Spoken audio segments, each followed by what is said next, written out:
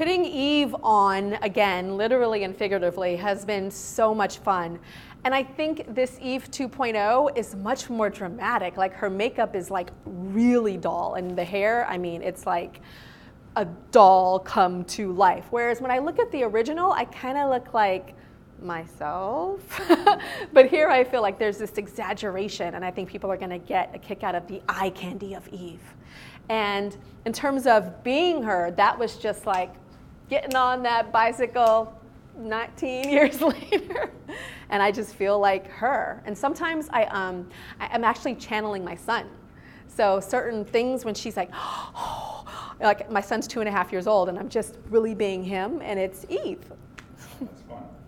So you touched on it. Can you believe it's been almost 20 years? I cannot believe that it has been this long. I can remember, I feel like the first Life Size, there was this new singer named Britney Spears that had just come out, and she was like totally cool.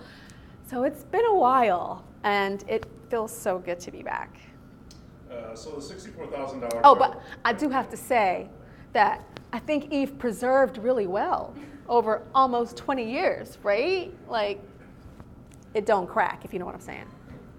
It's immaculate, yes. So the $64,000 question, where are we on Lindsay Lohan coming back? As we get a singer this week? So, Lindsay Lohan, we have been DMing and texting for, I don't know, about 8 months, and she was like, when are we gonna do this? Let's get this, let's do this, let's talk, back and forth, until she now is like this club mogul.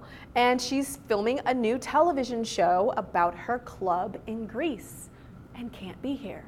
And you know, it's so funny, the fans at first were like, oh my gosh, no Lindsay, and that was like 90% of the comments. But then Freeform kind of let the announcement out that she's not gonna be there, and it's not as much grumbling. I think they're ready to move on. Okay. Does it present any special challenges that you're also EP? Being EP this time means double duty. I can't just say, okay, cut, day's over, go home. It's like, no, we're dissecting the script. We're kind of punching up lines. You know, it's like, oh, this costs too much. We have to make a change. Oh, now it's raining. We're going to have to go inside and blah, blah, blah, and da-da-da. And me coming up with things and me telling the actors, I think it'd be great if you did blah, blah, da-da-da-da. And they're like, action tired. And I'm like, hi, you're my special friend. Okay, can we change that shot? Can we make sure that's over there?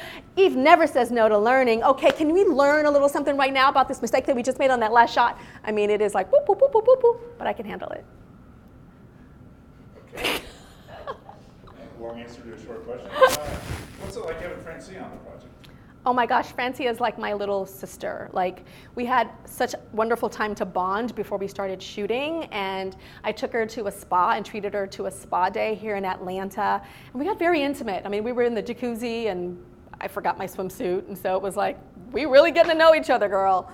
And now she's just like my little sister. She's so precious. And there's something about her eyes, like she doesn't even have to speak in a scene, and her eyes tell everything. Her eyes say, I'm pissed. Her eyes say, you know, I'm hurting. Her eyes say, I love you. Her eyes say, I'm scared. She has that gift.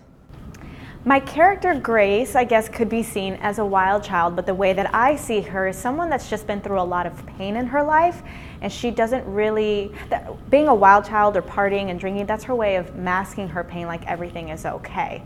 So in this film, you see her drinking a lot, you see her partying, but again, it's the mask that we tend to hold up in public.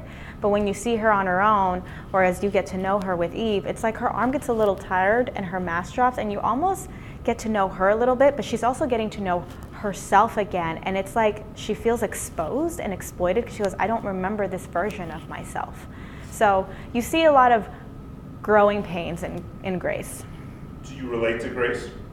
Of course I relate to Grace. I think we've all been there at some point in our lives where, you know, as we're growing up, especially through our teens, people are telling us who we should be, what we should like, and what we shouldn't like.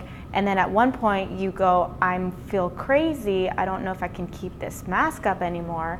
And then you're like, I want to be myself. And you start going through your own, I've been through my own personal journey of like having different friends, trying to find myself. And, you know, it came to a point where I also had people come into my life that helped me find me and make me fall in love with myself again. Nice. This is a big starring role for you. How are you feeling about it? It is a starring role for me, and I'm very excited. I'll tell you because I loved this movie when I was 12 years old. My sisters and I were obsessed, and I can't even believe that, one, I'm working with Tyra Banks because she was my favorite model growing up. But it was because of this movie that I knew who Tyra was, and I just followed her career. So it's just crazy to me that I get to star in Life Size 2. I mean, you don't understand, like, my sisters died when I called them and told them.